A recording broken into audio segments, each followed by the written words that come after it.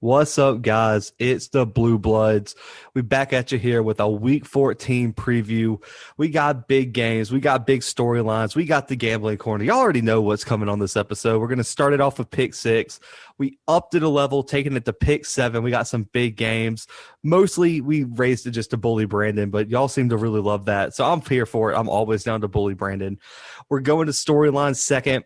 We're going to talk about why Kurt Herbstreit had to apologize to Michigan. Should he? I don't think so, but we'll get to that. We're going to talk about the Big Ten coddling their big bad Ohio State, making them feel a little bit better. And, of course, guys, we're wrapping it up with the one, the only, Brandon's Gambling Corner, in which Brandon's making y'all boatloads of money this weekend. Y'all are going to be rolling in that dough if B-Dub has a say on it. But, guys, we are so happy to be back, but we have a full show today, so let's kick it off. Starting out here, I don't know how they made it back, Brandon, but they did. They can't leave us alone. They're like that ex-girlfriend that just won't lose your number. We got the Liberty Flames and the Coastal Carolina Chanticleers this weekend, Brandon. College Game Day, 1 o'clock, ESPNU. The disrespect to put the College Game Day's game on ESPNU. Can't even find a main channel for it. I'm pissed. You're pissed. Why are the Flames and Chanticleers not getting any respect? Well, it's absolutely banana land out here that this is College Game Day and they're not going to put them on the main ESPN channel or maybe even bump them to ABC. I feel like that's typically what they do with every other team. It's pretty mainlined, isn't it? You get College Game Day in the morning, and I think it would be beautiful here in Coastal Carolina, in whatever city in South Carolina this is in. With the blue turf in the background. I think that's interesting. I need some respect. It is the teal turf. Teal turf in the background. Teal turf. Teal turf in the background. Yeah. The COVID's getting to you. I'm telling you, man. It's like, guys, we've had a long day. I'll leave it at that. Guys, we had some technical difficulties. This is our 5th attempt to get this episode to y'all. So listen, I know I usually say it at the end of the show. If there's any time to share this with your friends and family, it is today. We have strived to bring y'all an excellent episode today. So let's go ahead and promote some Blue Bloods on this great, I guess tomorrow will be the 3rd, this great December 3rd. My birthday's this weekend. Treat your boy to some listens this week. We tried to get this episode out 5 times to y'all, but we're here now. Yeah, we could have given up. And you know what? Honestly, I wanted to give up. But Zach if Brandon didn't have COVID, he would have given up like 3 hours ago. But he doesn't have to go to work tomorrow, so he's going to stay up past his 6:30 bedtime and bring y'all an episode. Guys, it is 9 p.m. This is ridiculous. This is getting ridiculous right now. You say that, but we recorded our national championship episode at like 1:30 in the morning with you Zach, like blackout drunk. Zach, I do not remember that episode. That's the difference. But Brandon, I have some breaking news. I'm glad we waited 5 episodes to get to this. Liberty might have to cancel this game, Brandon. But guess what? It's a backup opponent. Uh-oh. BYU will be traveling to Coastal Carolina to take Liberty's place if they have to cancel tomorrow. Oh, stop that. Okay, so I think what we got to do, Zach, we're making predictions for both. There we go. Predictions for Liberty and Coastal Carolina and Coastal Carolina BYU. So, guys, this is a 7-game preview. It's really 8 because we're making predictions on 2 games. It's a 2-for-1 here on the Blue Bloods. But, guys, I'm not going to lie, Brandon. This is going to sound bad. I'm going to sound like an absolute a-hole. I hope this game gets canceled because Malik Willis is hurt, and I want to see BYU face a team that's better than the rest of their schedule. Oh, I do too. I want to see BYU play a team that's undefeated. I want to see the only team in the history of the Sun Belt who's ever been 9-0 play another undefeated team. I want to see, because guess what? If BYU wins this game, they have some leverage. They have some leverage to actually get into the college football playoff. And if Coastal Carolina wins this game, you don't think the playoff committee is going to boost them up into like the top 15 at least? They have to. I think you have to. I think you do too. And I get it. Liberty is a good win too, but without Malik Willis, it's so much weaker. Look at his stats. He is leading this team in passing. Obviously, he's the quarterback, but also rushing. He might as well be the running back as well. He has 30 total touchdowns, 10 in the air, 10 on the ground. And he left Auburn, no love lost. Zach, I know a little bit of love lost. Yeah. Zach has love lost, but Malik Willis maybe not. He's doing great. He tested positive for COVID. Welcome to the club. And so now we're going to get basically, if this game actually gets played, we're going to get a game that's not worthy of College game day, I think. This game's not going to be close if it's Liberty, Coastal Carolina. Coastal Carolina is such a strong team. They're such a good team this year. And Liberty is too, but Liberty without Malik Willis is basically not even Liberty. It's like old Liberty. No, it's like Liberty from like before Hugh Freeze got there. Wait, hold on. Is Hugh Freeze coaching in a hospital bed? Because that could make it undefeated when that happens. And put Malik Willis in a hospital bed too. Maybe that'll help. NC State said it don't matter. Hospital bed, 2 feet, 1 feet, 1 hand, 2 hands. NC State and 4. I mean, listen, guys, Malik Willis is a huge loss for this Liberty team. Like Brandon said, it's not even the same game without him. You look at Grayson McCall, played out of his mind, guys. 20 touchdowns, only 1 turnover with 1 interception. You got Maribel, the running back. He's got 8 touchdowns, almost 600 yards. The Chanticleers are only allowing about 300 yards per game, 16 points per game. Their defense showed they could be opportunistic against Appalachian State at home, where they pulled off a 34-23 win. They've been blowing out opponents, man. And listen, I'm with Brandon. If this game is played against Liberty, I'm taking Coastal Carolina big. I got Coastal Carolina 35-17 over Liberty. But let's look at the flip side, Brandon. BYU, Zach Wilson arguably has had, outside of Kyle Trask, maybe the best season in college football for a quarterback.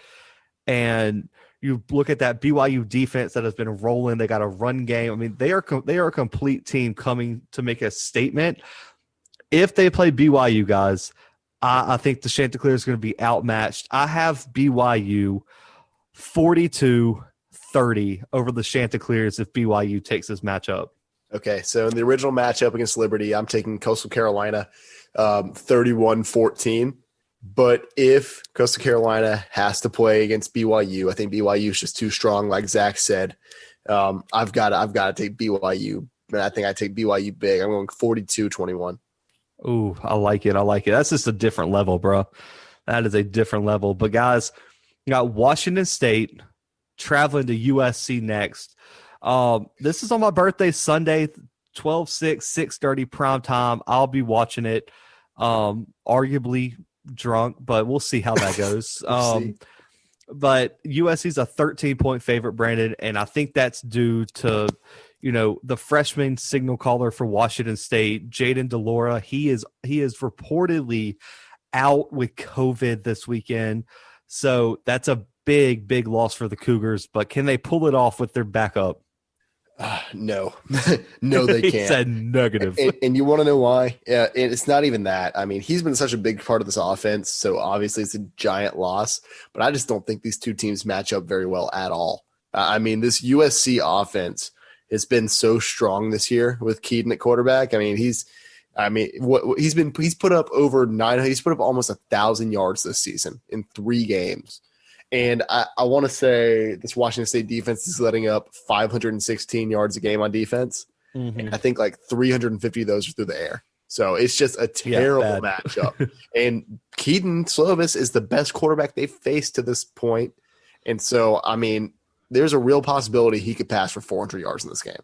And you're not going to win a game when the opposing quarterback passes for 400 yards. There's no way. And with Washington State, they can't really stop the run well either. They're allowing 200 yards on the ground per game. And, yes, this USC rushing attack isn't great, but if there was ever a time for USC and Marquise Stepp to really take, no pun intended, a step forward in their run game, it's this week. I mean, they're averaging about 150 yards, which is respectable for USC, especially after last year, man. There were some games last year, Brandon, I watched, and I was like, dude, I don't know if they could get 5 yards confidently on just any run play they had in their playbook. Yeah. It was that bad. And if Washington State, I mean, the DeLora loss is almost – I don't even know how they overcome it, but Deion McIntosh has to be spectacular. Renard Bell, leading wide receiver, he's got to be spectacular. I mean, for Washington State to win this game without Delora, they are going to have to play perfect, Brandon. No, I And absolutely agree. And you know what's crazy is that this running back has been performing. So yeah, he might be able to get it done, especially against this USC defense that hasn't been super impressive. I mean, I understand in their last game they looked pretty good and they were causing turnovers, stuff like that. But I don't know. It's going to be tough for him to keep up with this USC offense. yeah, I don't see him honestly doing it. I don't see McIntosh being able to do enough to keep Washington State in this game. Plus, it's on the road. I know USC is really not known for its home field advantage, but it's still a big thing in a COVID season to travel all the way from Washington to down in LA to play a game, especially when, Delora is not the only player that tested positive. They had a small outbreak. They have enough to play, but man, at full strength you're going to have to come in firing to beat the best team in the Pac-12 right now. Yeah, you're right. And USC's got all that motivation, man. After Oregon's upset, I mean, they're in the catbird seat in terms of Pac-12, championship. I mean, if they win out, they're in. Yeah, no, that's nuts. That's nuts to think 4 games into the season. Yeah, well, they're only playing like 6, so yeah. And this game could be in jeopardy depending on how other tests come back for Washington State. But we're hoping it's played. But if it's played, I got USC big. I got USC 45-21, Brandon. I'm going to take USC. I'm going to take them a little bit closer just because I want to say I don't know if they can pull away like that per se. So I'm going to go with USC 31. 31-24. Oh, I like that. So you got a little bit of faith. Okay. I do. I hear you. So we're going to move to the Big 12, Brandon, out there in the middle of nowhere in Ames, Iowa. There's going to be a scrap, 2:30 ESPN. It's going to be a scrap. West Virginia at number 9 Iowa State. Brandon, I told you they had to get there. They got there, and they have an outside shot at the playoff now, and I think that is going to motivate the Cyclones team down the stretch. Yeah, no, I agree with you. Now, this is actually going to be a pretty good game, and this isn't a game preseason that I would have thought would have been good. I would have thought Iowa State would have just mopped the floor with West Virginia. But West Virginia has really been surprising a lot of people, especially me, who had them ranked last or second to last in the Big 12 this year. It's a bad look. It was a bad look for you, bro. It's a bad look. But what I will say is that while this West Virginia team, I mean, if you look at their total yards, for and against, I mean, they're beating Iowa State in both aspects. Right. So on paper, you would think, oh, West Virginia might actually have a legitimate chance here. I think that in order for West Virginia to have a legitimate chance, they're going to have to slow down Barisi Hall. He's the X factor in this game, Zach, and I don't think it's a debate. We know what he's made of. We know he's the real deal, and we know that he's probably the best running back in the Big 12 this year. Yeah. Chuba Hubbard is disappointed, beyond measure. That's an understatement. Yeah. And Barisi Hall has picked up, where he left off. I'm talking 200 carries for 1,260 yards this season. That's 1,260 yards through 9 games. So he's over 100 yards in every single game. Not legitimately every single game, but he's averaging that. No, he has. He's run for over 100 in every single game, but I think. Yeah, he only had 90 last weekend. Oh, man, that's tough. That is tough. But almost. Okay. That's still respectable. Give the boy his props. It's definitely respectable. Brock Purdy's really stepping into this QB1 role, and the one that we knew that he had last year when he looked so great, and then the beginning of this year we were kind of like, but is he really the best quarterback on this team? He is. He's proven that. Over 2,000 yards passing, 14 touchdowns. He has 6 interceptions. Those mostly came early. Recently he's been dominant, but like I said, this rush game for Iowa State is going to make or break them. I think that if this West Virginia defense can hold Barisi Hall to under 75 yards, if they can hold him to under 100 yards, they might have a legitimate chance. But if Breece Hall breaks that 100 mark, if he breaks that 1-2 touchdown mark, I think it's game set match, man. I think Iowa State runs away with this one if Breece Hall has a day. Yeah, 1,000%. And it's going to be up to that, like you said, stout West Virginia defense to hold them down. And I'm looking at West Virginia. Like, can you make this a shootout? Because for me, I have more faith that West Virginia can make a stop than I have Iowa State can make a stop. If they could turn this game into a shootout, man, it's gonna be close. And Jared Doji, I think that's the biggest reason, Brandon, that we've been shocked with how this team's performed. Nobody had faith in this kid coming into the starting job this year for the Mountaineers, and he's exceeded expectations beyond what I think even his biggest supporters could have thought. I mean, over 2,200 yards passing, 13 touchdowns, Brandon, only 3 picks. He's been great for this team. And for me, the X factor, like, I've said, I mean, Letty Brown for West Virginia, the running back, he's been a shock to 900 yards rushing, 9 touchdowns.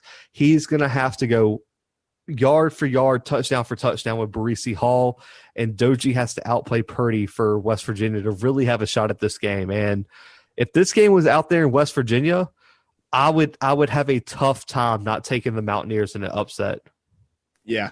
I don't know. I just think that I really think that Breece Hall is way too good for this, even for this West Virginia defense that is stout, that is good. And I get it. They are playing in Ames, and defense does travel. But I think this Iowa State offense is just too good at this point in the season. Maybe if this would have been like week 2 or 3, I might take West Virginia in an upset, but I don't think I can do that. I can't do it right now. I'm going to take Iowa State, Brandon. I got them in a close one, though, man. I think this is a game where it's going to be back and forth, back and forth, back and forth. And I have Iowa State pulling out a close one like they did last week. 23-21, Brandon. The Cyclones escape a close one with the Mountaineers. I also think it's a close one. I'm keeping it within a touchdown. I'm going Iowa State 21-14. Ooh, I like that. It's shut time again. I say again because this is our 5th attempt here. I mean, we got the Alabama Crimson Tide. Alabama Crimson Tide, number 1 in the country. Roll Tide.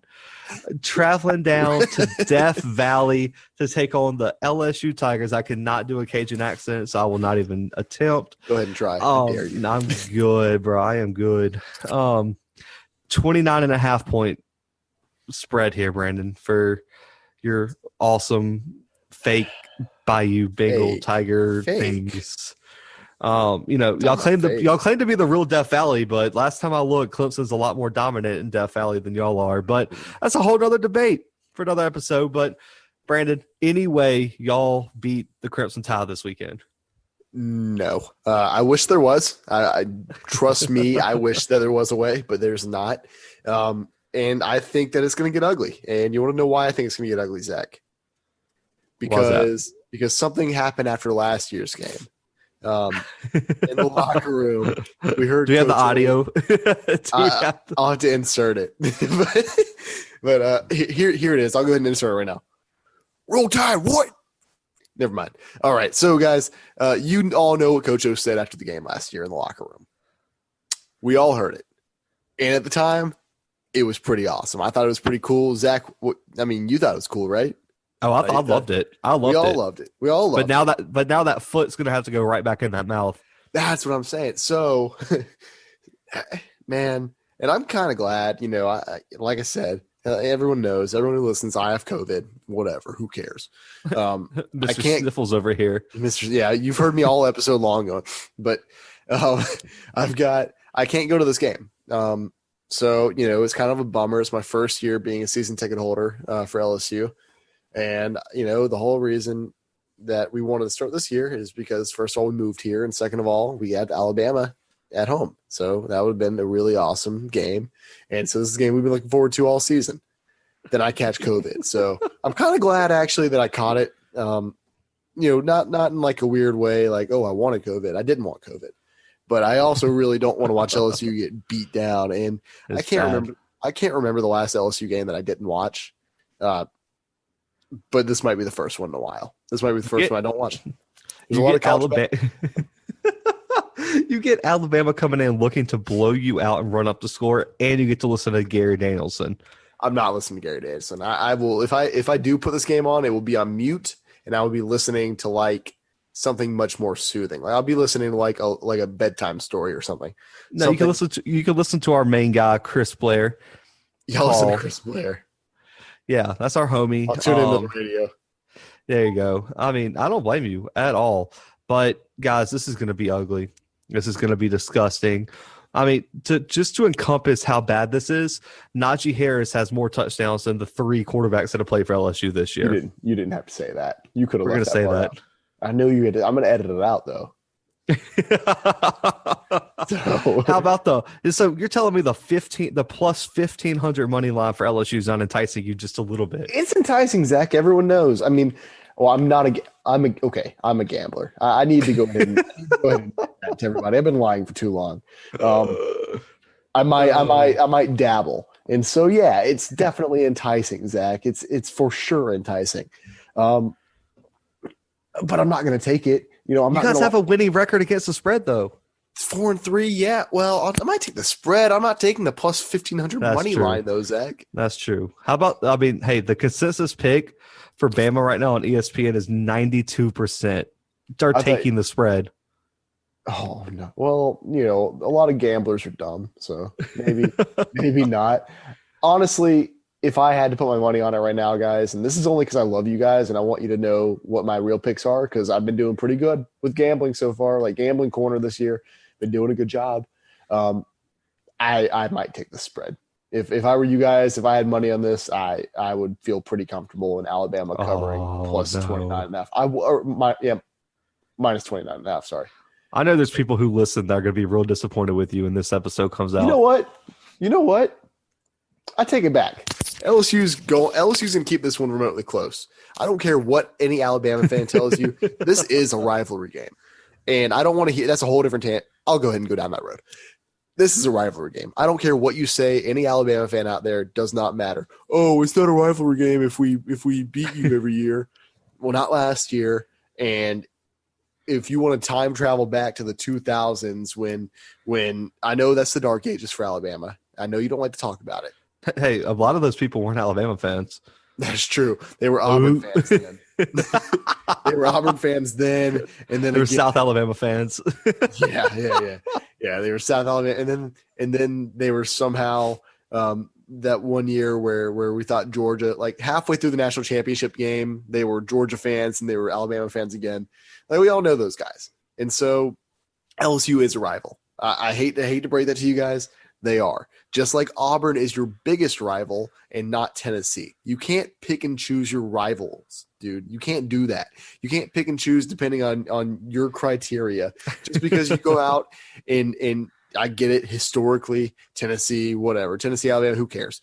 That's not your biggest rival. Auburn is your biggest rival. That's end of story.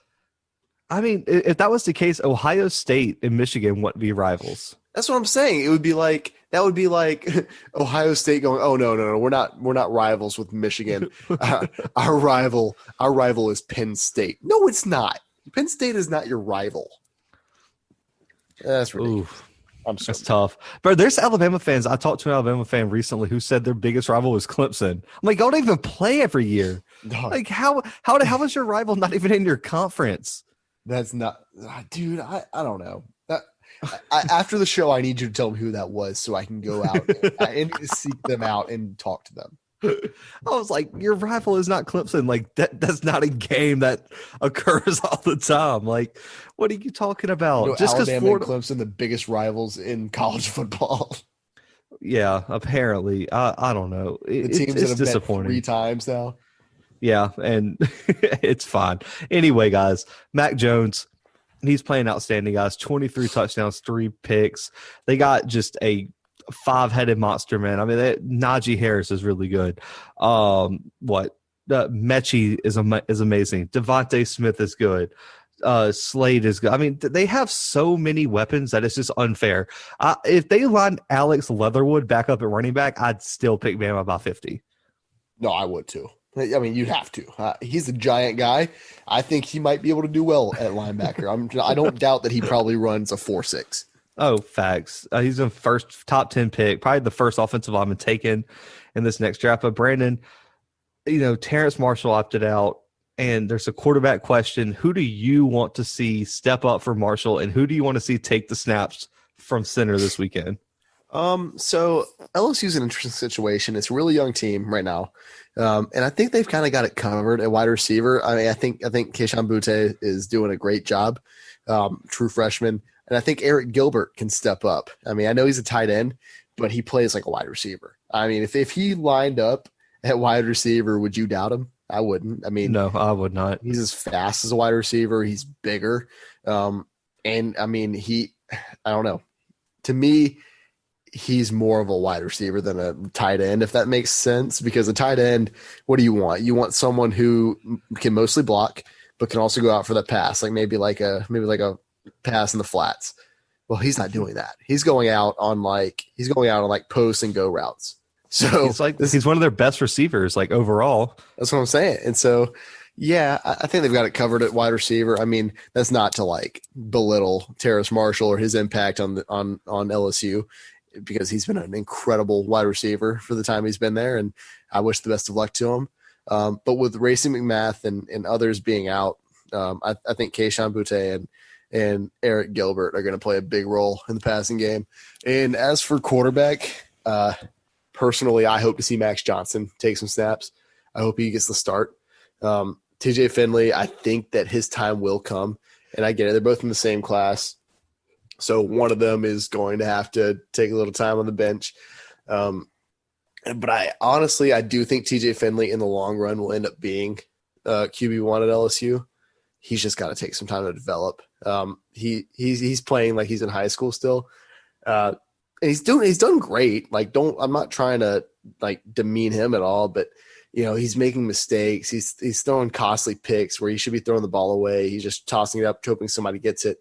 And that's just not something you can do in the SEC. I mean, we saw it against Texas A&M, and we saw Coach O finally get into him. And a lot of people like to see that. And I hope that Max Johnson does get the chance just because of how he ended the Texas A&M game and how good he looked toward the end of that game. But TJ Finley, I think his time's going to come. What did you think of the people who said Coach O was out of line for yelling at him like that? I think they need to. I need them to step on a football field one time in their life and tell me the same thing straight. I mean, I'm serious, Zach. What are your thoughts on it? Because I mean, I'm on Coach O's side. Right? I mean, that's what I think. If a kid got to get yelled, I mean,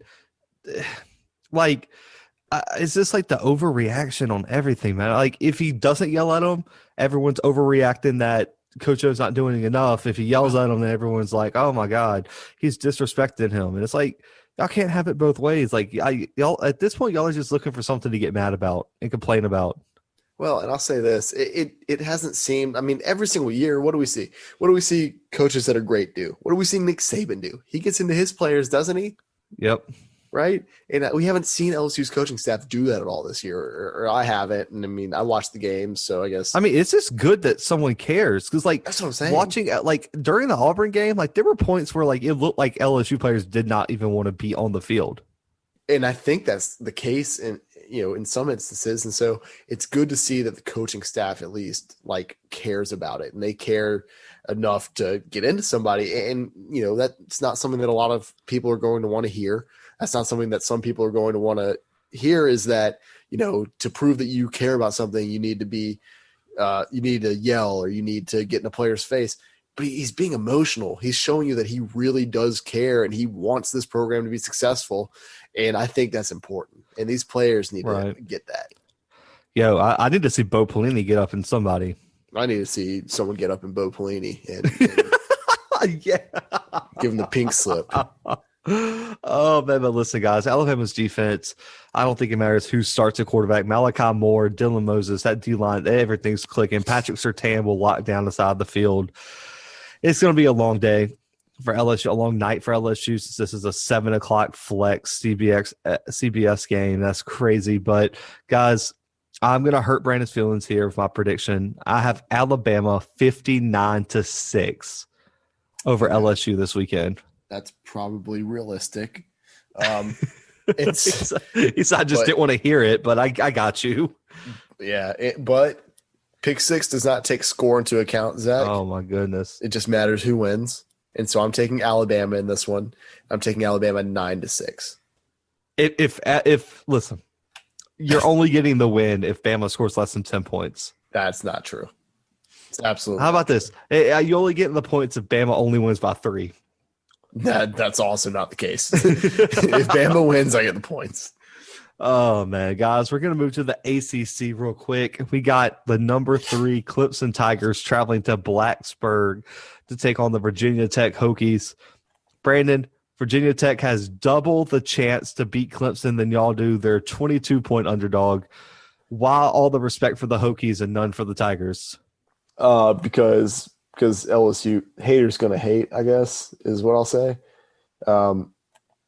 Everyone's attacking me personally, Zach, is what it is. They heard I got COVID and they said, you know what, let's kick him while he's down. And so that's exactly what they did. That's the only way to get up one on beat up. It's the only way to get up on me. You can't take me face to face. You can't take me man to man. You don't want these hands or the smoke. Yeah, you don't. No, but I guess what I would have to say about this game, Zach, is that is Clemson 72-3, and that's all I have to say. I mean, these teams match up horribly, man. You got Trevor Lawrence coming in playing his best football right now. It's 19 touchdowns, 2 INTs.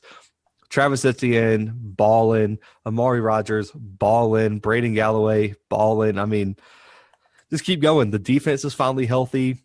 We saw what they did to Pitt last week until they put the third stringers in and the kicker was playing D end and all that good stuff. Just pure domination. They can force turnovers. They can sack the quarterback. They can stop the run. They have shut down corners everywhere. I mean, this team is like when you get to like year 10 of dynasty on NCAA football and everyone's a 5-star. Right. And you're just beating teams to death every week. And then you got to reset the dynasty because you get bored. But you look at how they match up. I mean, Virginia Tech, their defense is giving up almost 500 yards per game. Probably not great when you have this dynamic offense who just put up, 70 on Georgia Tech earlier this year. Not a good look. You got a quarterback in Hendon Hooker who isn't, I guess, the best thrower. He can't really push the ball down the field.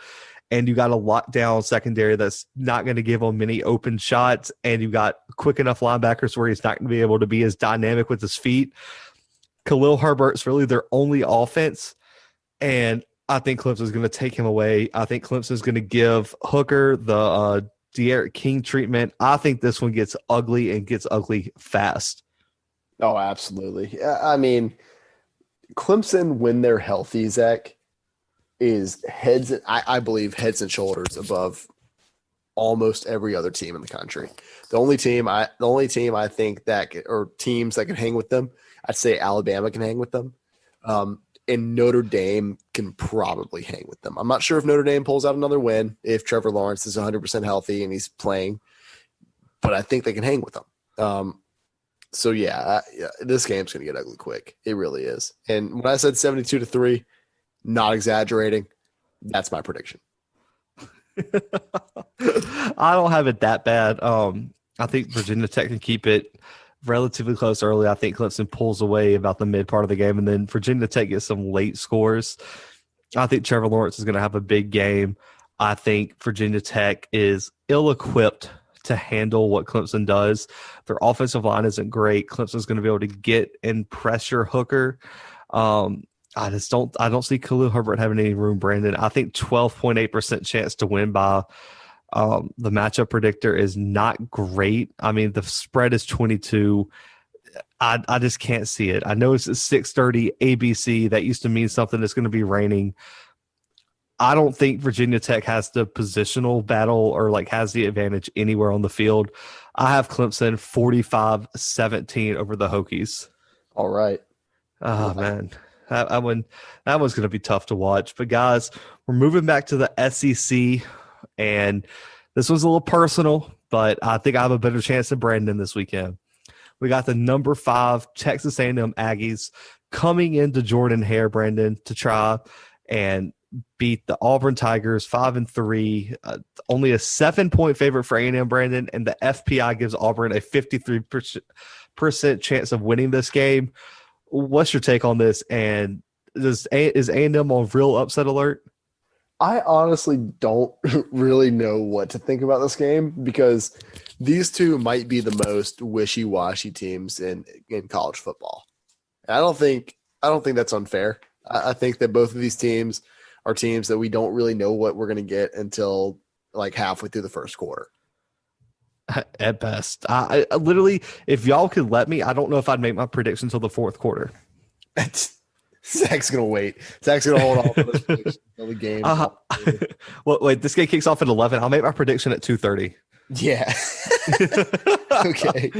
That's what we're going with. Nah, I mean, you look at A&M, Brandon. I mean, you talked about, are we going to get the team that struggled to put up 20 on LSU, who's been struggling and they had that game in Kyle Field at home, or are we going to get the team that beat Florida 41-38, who dominated South Carolina 48-3 on the road?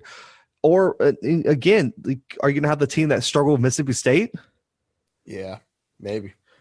It's just so outrageous. Are we going to get the Kellen Mond that mostly contributed, who threw for 300-something yards and like 3 touchdowns against Florida? Or we're going to get the Kellen Mond who threw for 105 yards against LSU?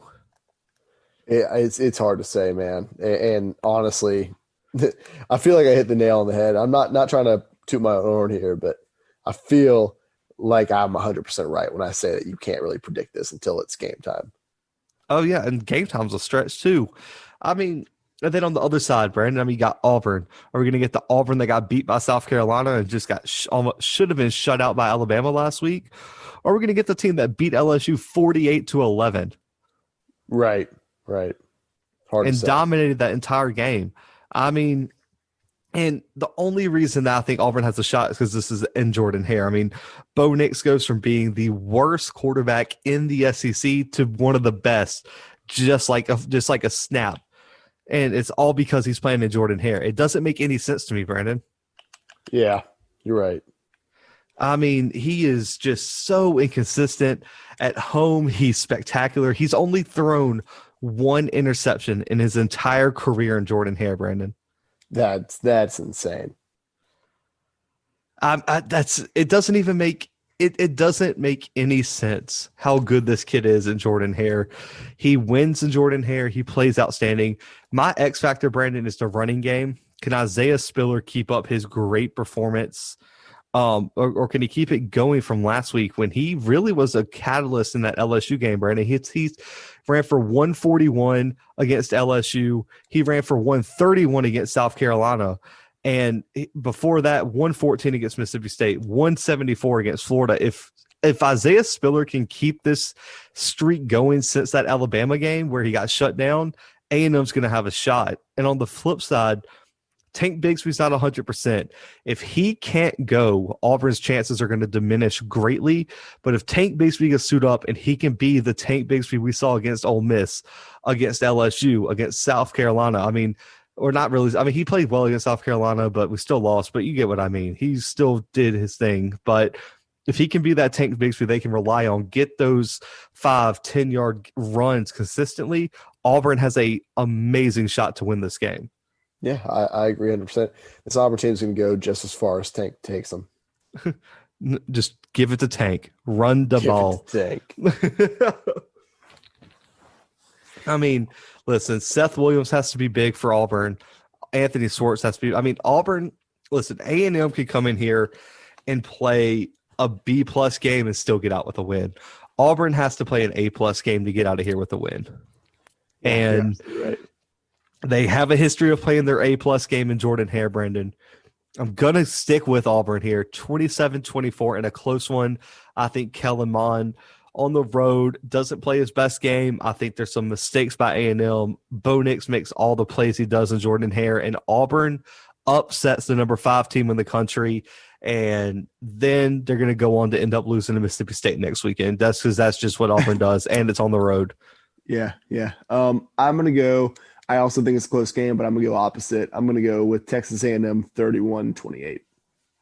Ooh, I like that. I like that. Guys, the Big Ten, we're back to wrap up pick six, and this game has so much potential, Brandon.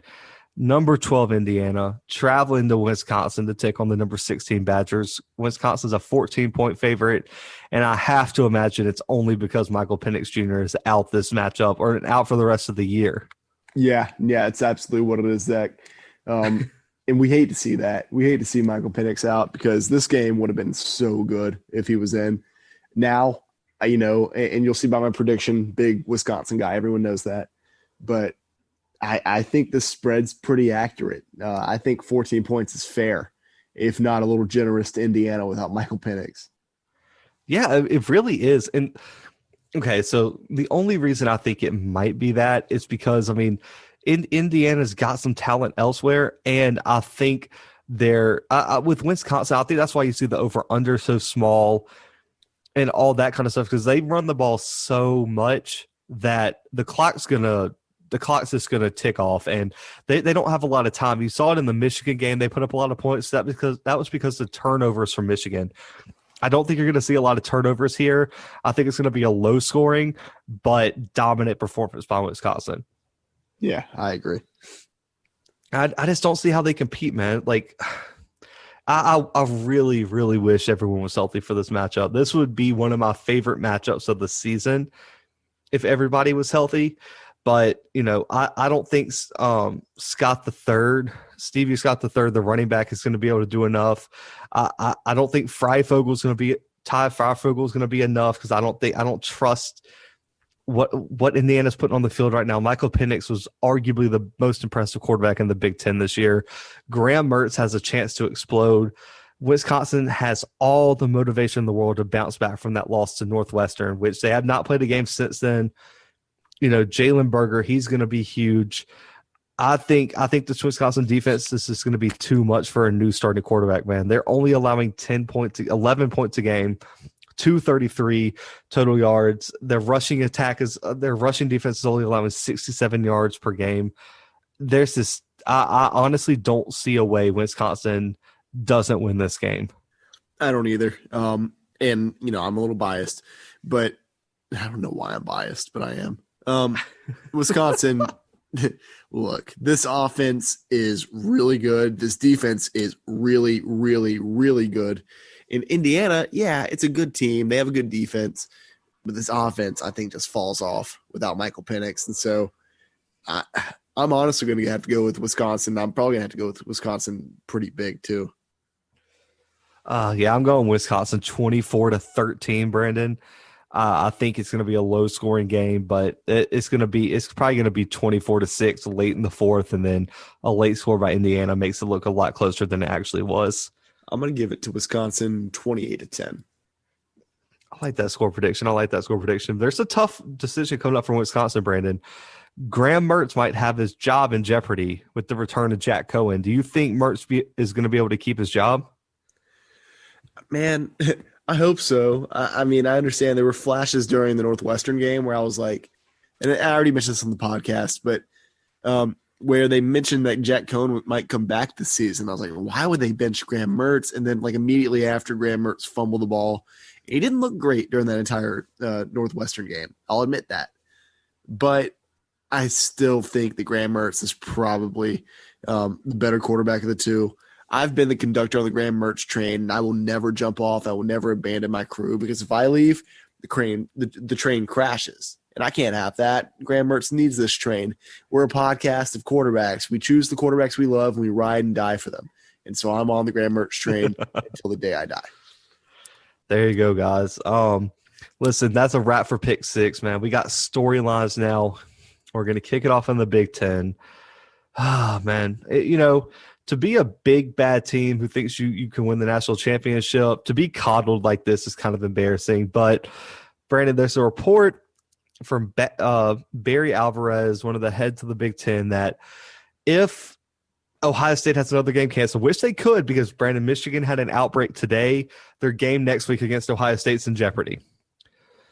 So Ohio State could lose that game, could have that game canceled and therefore not be eligible. Well, the Big Ten has said they would consider changing the guidelines and the requirements for the Big Ten championship just for Ohio State.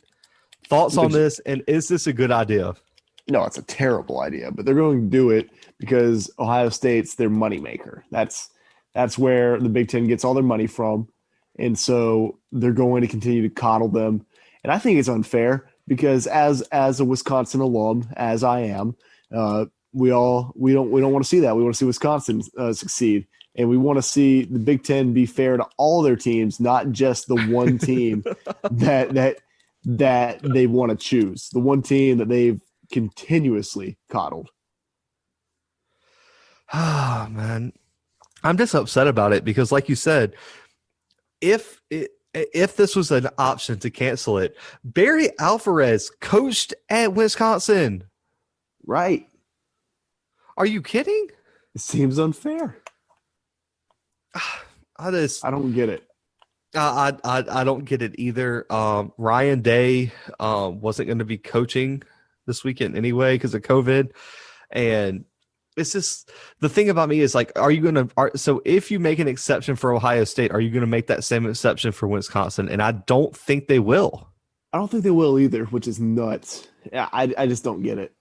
But that's how the Big Ten is. Sometimes I get it. They've done a lot of things that are pretty unsavory this year, and I would say that they must not want any kind of like lawsuits or anything to be opened up. But it seems like they're pretty open to that idea, and so I don't know. I have no idea what to think anymore.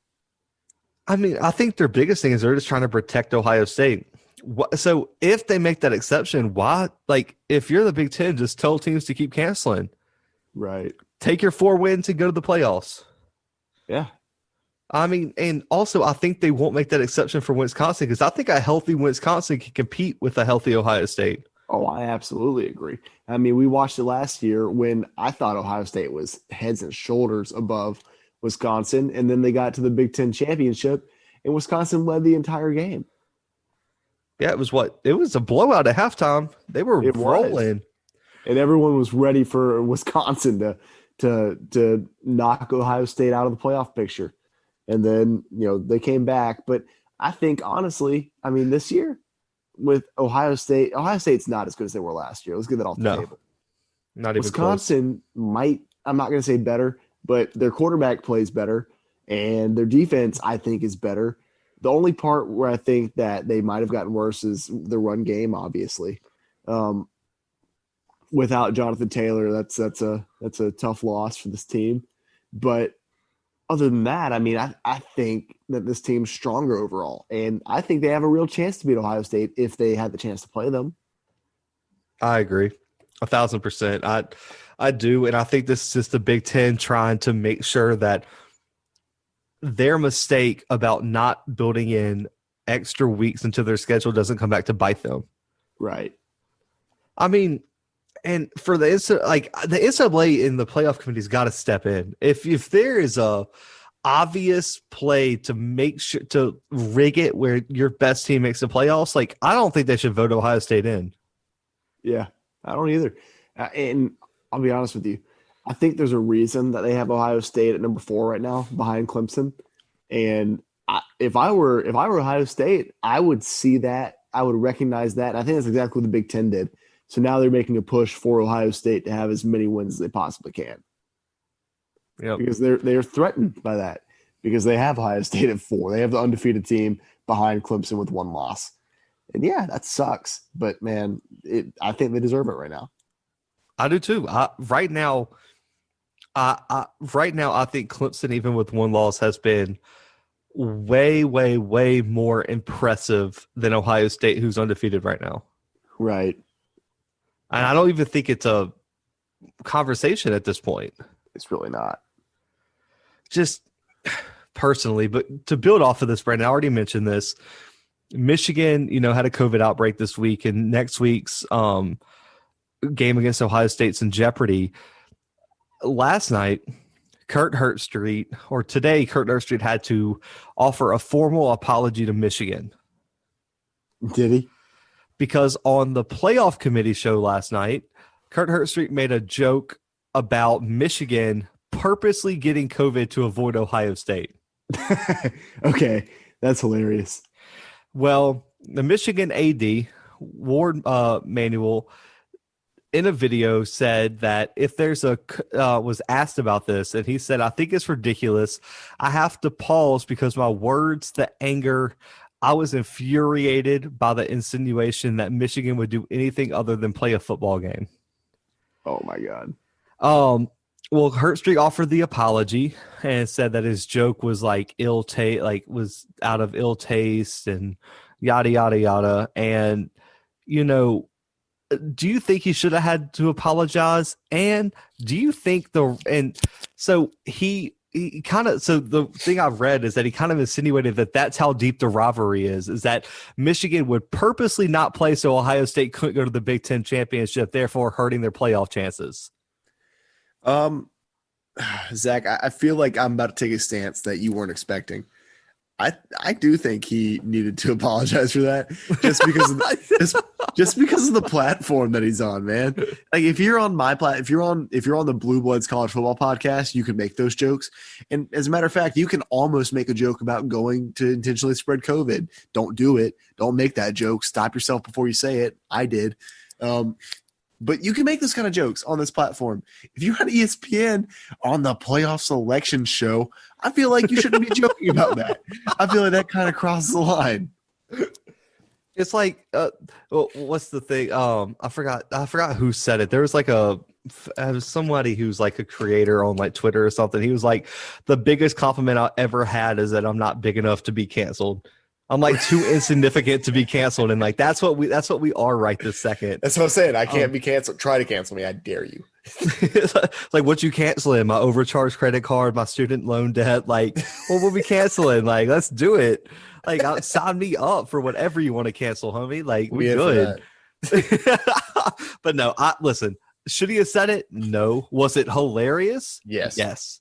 Absolutely. I loved it. And do I think Michigan and Jim Harbaugh are above purposely trying to screw Ohio State? No, I do not. Zach's on the conspiracy train. Dude, do you trust Jim Harbaugh? No. Wait, with what? Anything. Because you can't trust him to win the football games for sure. Well, no, I mean, not that. But like anything, I'm sure I could trust him with something. What? I bet I could trust him to drink a whole glass of milk faster than I could. Like, I feel like that's something he'd be really good at is drinking milk. He just looks like that kind of guy. I bet I could trust him to pick out like a pretty cool sweater if we went to a store, like a dad sweater. I could trust him to do a lot of things, just not football related. And you don't think that comment where Ryan Day said he's going to drop 100 on him? You don't think that scared him a little bit? That would have struck fear into my bones. Like you know what? I might just go ahead and flip my stance because I definitely would have caught COVID on purpose to not have to play Ryan Day after that. I mean, and especially like Ohio State is in the same position Alabama is, and Michigan's to LSU. Oh no! They talked way before they should have, and now they're going to have to put that foot in their mouth, and it's going to be ugly. Yeah. That's gonna be tough. See, Michigan's got to get better at this. So, like the professional, we got COVID. Sorry, we can't play as Florida State. They don't give you time to come up with conspiracy theories. They get you on the field before the game. They say, "Oh, sorry, we didn't come out of our locker room." They did. They just like, "Oh, sorry, you paid hundreds of thousands of dollars to travel here. Oh, pack it back up." I'm still on the train that it should not cost hundreds of thousands of dollars to travel for a football game. Listen, okay. After this, me and you. So I did the QBR research. I need you to go on American Airlines right now, book all the tickets that we're going to need for a football team and everything like that, and let me know how much it is. Okay. How many players? How many total people? Just give me an estimate. I would say no less than 85. 85. Okay, I'll figure it out. Don't worry. I'll get back 85, to you. And then I need you to get a hotel room. Okay. For all 85 people. And then? I need you to get, what? 6 meals Yeah, I can do 6 meals. for 85 people, a lot of Okay. them. I need you to get all the gas for all the equipment people to get there, the jets, all that kind of stuff calculated up. Um, I'm trying to think if there's anything else. Let's just go with that. That right there. I'm just saying, dude. You can. I That's guarantee. $100,000 minimum, bro. No way. I guarantee you that that Liberty University is not spending $100,000 to go visit That's Costa probably Rica. because they drive their personal cars to the game, to road games at Liberty. Clemson's Well, taking private jets. well, then how come Clemson can't take their personal vehicles? They're not gritty enough, dude. They need to get their grit back. You're saying that Clemson didn't spend that? We had a whole segment here where they spent like millions of dollars on one recruiting weekend. No, yeah, but we know what they're spending money on. Trevor Lawrence, his appearance fee is like 1.2 million. You think you think when recruits come to campus, they're like, "Listen, that's Trevor over there. He charges 50 for a selfie. You better get that Venmo ready." Yeah, probably. I mean, I would. How much money you think the girl that looks like him made for pictures? That's who they hire when he can't show up. Um, They like stuff her cleats so she's just a little bit taller. yeah. Oh God. But guys, one more storyline here before we get to Brandon's gambling corner. So Brandon, there was a playoff committee person on ESPN who was talking about what it could come down to if Clemson or Notre Dame slip up somewhere, is that 4th spot in the playoffs could come down to the eye test. She said the eye test this year, since the unequal schedules have happened due to COVID, is what the committee is taking into account the most. She said there's never been a year where the eye test has mattered more for the playoff committee. And this person's in the playoff committee. And they said that it's going to come down to the eye test between Texas A&M and Cincinnati if they win out. Oh, that's wild. Who has been the better team strictly based on eye test? Cincinnati, right? I think. I think so. I don't think so, it's a conversation. I mean, Texas A&M, obviously, their only losses to Alabama. So quality loss, but they've had a couple other close calls. I think beating LSU by 14 points is enough to keep you out of the playoffs. I think that's it. Like you can't. I like that. You can't beat them by only 14. And they really weren't even that competitive against Alabama. No, they weren't. And I mean, so I don't know. I guess what would you say? Because why is it coming down to those two? Why can't Florida be in this conversation as well? Well, this is just like a hypothetical, like where they said that like these, like because Florida, they're either going to be completely in because they beat Alabama, or if I think they're assuming they're going to lose to Alabama because they'll be the underdog. Yeah, So if they lose to Alabama, that'll be their second loss, and they're not going to have a shot. that's true. Okay, I get what you're saying. Okay, yeah. I mean, personally, I think Cincinnati has a better resume. They're undefeated. I think that alone should place them above Texas A&M. And then when you look at the way that they've played this year, and Cincinnati's just been dominant in most of their games, I don't know. I would personally put Cincinnati ahead of Texas A&M if it were up to me. I mean, listen, Cincinnati has only played one game that has been within one score. Oh yeah, The UCF game where they won by 3. I'm telling you, dude, UCF's the real deal. They have 2 technically ranked wins. Army was ranked when they played, and SMU was ranked. But Army, they're going to play Tulsa. SMU, Memphis, Houston, and UCF were all ranked at some point this year. Right. That's 6. Oh yeah. They got 6 ranked wins. 5 right now if you don't want to include Tulsa yet, but I think they beat Tulsa, I would say, don't you think? I mean, yeah, they will. Tulsa's pretty good, much. but they're going to beat Tulsa. Yeah. Texas A&M has still yet to has only beaten one team with a winning record. I didn't realize that. Okay. Florida. Yep. They beat Vandy, very, very bad. They beat Mississippi State, losing record. They beat Arkansas, losing record. Their games against Tennessee and Ole Miss were postponed. They beat South Carolina, not a winning record, and they beat LSU, who does not have a winning record. Right. So if they struggle against Auburn, that's only the second team they played with a winning record, like that they would beat with a winning record. Right. That's crazy. So that's nuts. Okay. Yeah. I mean, I'm sold. I'm going. I already told you. Cincinnati. I mean, I think it's pretty. I think it's Cincinnati pretty decidedly too. I mean, and you look at who has the better defense. Right. It's Cincinnati. I mean, I'm not going to say elite, but yeah. They're better. And who has the better, more consistent offense? Cincinnati. Yeah. And it's like, who are you taking at quarterback? Desmond Ritter or Kellen Mond? Ritter. Yeah. I'm just saying, like, I mean, right now, if they play neutral site, I'm taking Cincinnati. I think Cincinnati should be the favorite in that game.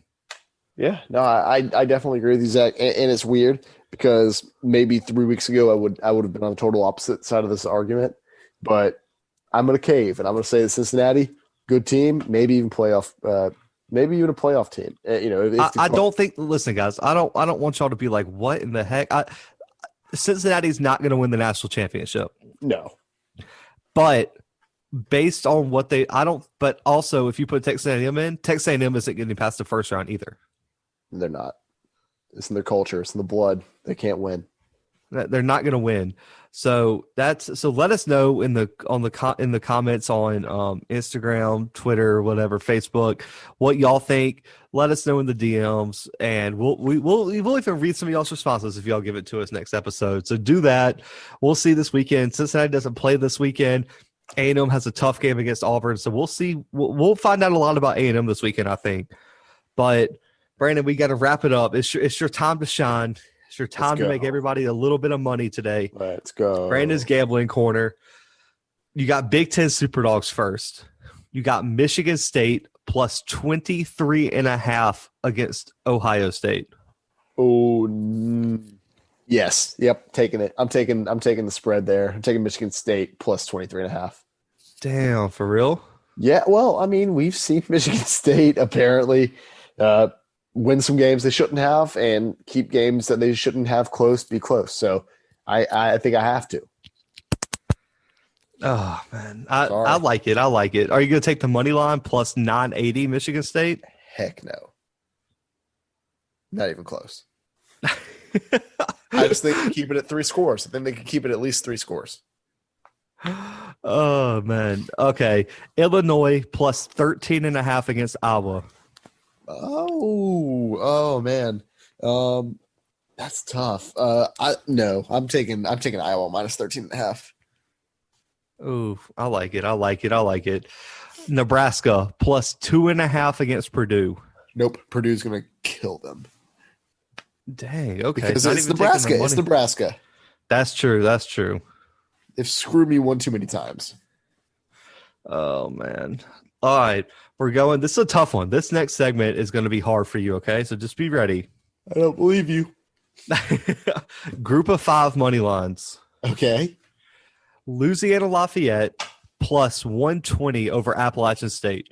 Oh, yes. Yep. All day. Ooh. I might actually bet that one. Really? Yeah, I might. Okay.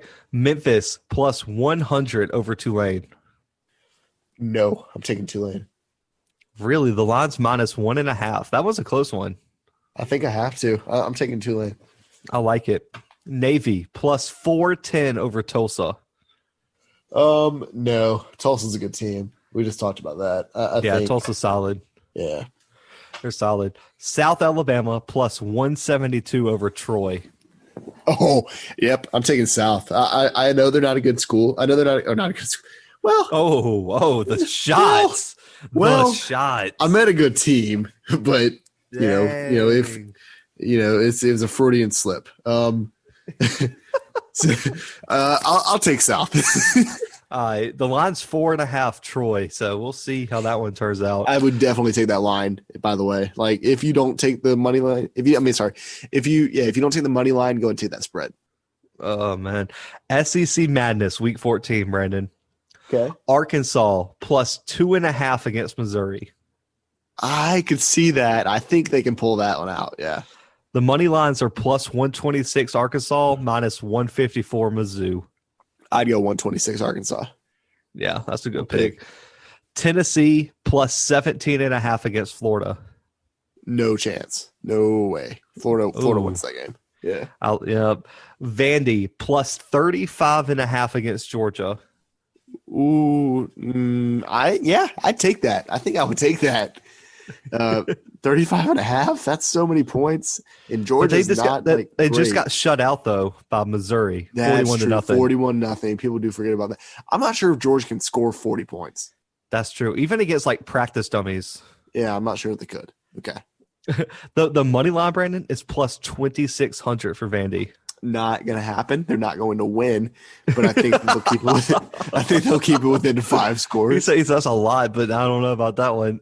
Georgia's money line is minus 10,000. There's a reason. No, 100,000. My bad. Minus 100,000. Oh God, 100,000. That's tough. Anyway, South Carolina plus 11.5 against Kentucky. Ooh, that's a good one. That's a good one. I think I'd take that. I think they can keep it within 10. You think you got South Carolina money lines plus 390? I think I might sprinkle a little on that too. Why not? Why not? We're wrapping it up here, guys. Over unders. Brandon, here they come. Kansas, Texas Tech, 63.5. Kansas, Texas Tech, 60. Ooh, under, because Kansas might not score. That's fair enough. Memphis, Tulane, 62.5. Over. Oklahoma State, TCU, 51.5. Under. Look, I almost said under before you even said the number. Marshall, Rice, 44.5. Over. Ooh. Texas, K-State, 50.5. Over. Troy, South, 54.5. Under. Oh, man, that's tough. Syracuse, Notre Dame, 51.5. Ooh, under. Florida, Tennessee, 62.5. Under. Oh, okay. I thought Florida might score 60. Stanford, Washington, 50.5. Oh, under. Stanford can't score. Under. Yeah, I like under. Oregon, Cal, 58.5. Over. UAB, Middle Tennessee, 48.5. Over. Oh, I don't know about that one. That was gross. I didn't like anything under 50, bro. It makes me feel queasy. Yeah. It's like, oh, God, that's 6 touchdowns. That's tough. But, guys, that is a wrap here, man. Week 14 is here. We got big games. We will be back Monday with a recap. So tune in there, man. We want to say thanks to everyone who listened, man. We got our Spotify wrap this week for the Blue Bloods. You guys are murdering it on Spotify. So shout out to everyone who listens on Spotify. If you don't, we still love you. Apple Podcasts, I don't. Overcast, YouTube, all that good stuff, man. It don't matter where y'all listen, man. We just appreciate y'all are tuning in with the Blue Bloods. Your boys, Zach and Brandon. But we will be back. We'll be recording our recap on Sunday, my birthday. So it should be a turnt episode coming out Monday for you guys. But guys, you know where to find us. Instagram at @_Bluebloods, Facebook at the Blue Bloods Pod, Twitter at the __Blue Bloods, the Blue Bloods CFB podcast on YouTube, the bluebloodspod.com website, links to everything up on there. But guys, make sure to tune in next week to all your friends, family, side chicks, girlfriends, cousin, aunties, uncles. It don't matter. We appreciate y'all. But for right now, we out.